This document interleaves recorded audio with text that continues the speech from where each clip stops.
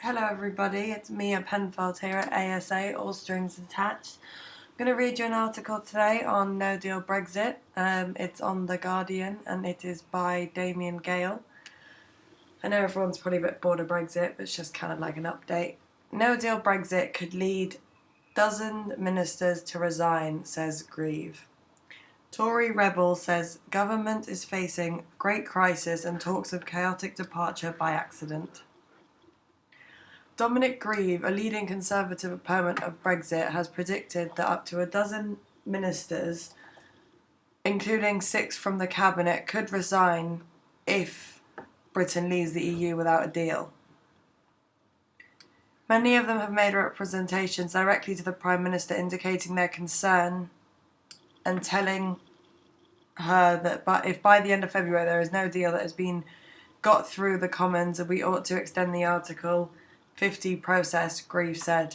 He said that if Theresa May refused to do that, ministers would face a very difficult choice. Excuse me.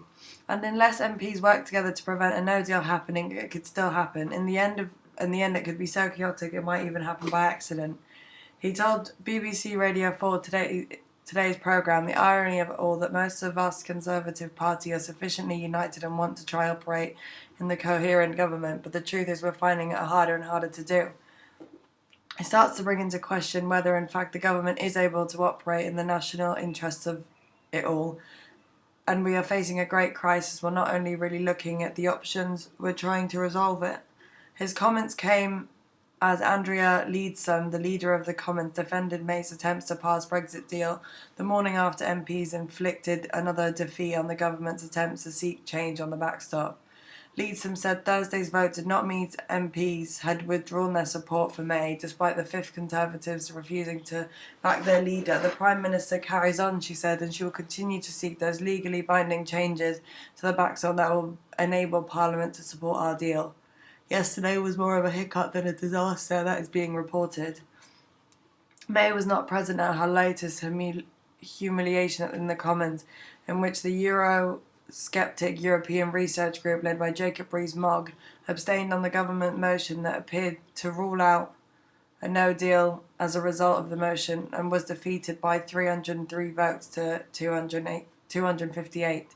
Leadsom, however, sought to exonerate her Eurosceptic colleagues in the ERG instead by laying the blame on the Labour Party for voting against the deal. The one problem with last night's vote is that it allows the EU to continue with its pretense and that they don't know what we want, she said. They do know what we want, and it's quite clear from the vote 2 weeks ago that the Parliament wants to see is the issues around the backstop resolved in a legally binding way. What last night's vote was quite clearly about was the Labour Party playing politics that they decided to vote against. Was very harmful motion, merely setting out that the Prime Minister needs more time to deal with the issues that the House raised 2 weeks ago. The ERG abstained because they didn't like the prospect that they might have suggested they're supporting a no deal off the table. The Foreign Office Minister Alistair Burt made clear that the unwillingness to accept a no deal departure, telling hardline Brexiters in a tweet, "We are not leaving without a deal, and if you want to leave, you better agree on one. The next fortnight would help." In Brussels, diplomats have said the result and confirmed the Prime Minister was incapable of commanding the support of her party on key votes and was needed to work across the parties. "No one can take any good from this," said the diplomat. "The vote is not binding, but it appeared to be shown by the strength of about 60 MPs in the ERG, which could include Boris Johnson, the former Foreign Secretary, Dominic Raab, and the former Brexit Secretary, and Stephen Barker, the former Brexit Minister. A small number of pro-EU MPs also refused to back the motion.